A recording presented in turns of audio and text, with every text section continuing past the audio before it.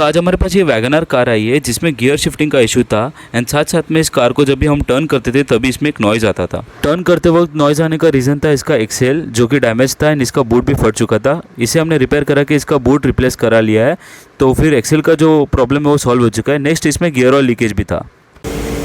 सो आप देख सकते हैं यहाँ पे पूरा गियर ऑयल लीक हो चुका है एंड इसका रीज़न है ये इसका ऑयल सील। इसे हम एक्सेल ऑयल सील बोल सकते हैं या गियर बॉक्स का ऑयल सील बोल सकते हैं। ये पूरा वॉर्न आउट हो चुका है, इसे हम रिप्लेस करेंगे, इसका लीकेज का इशू है वो सॉल्व हो जाएगा।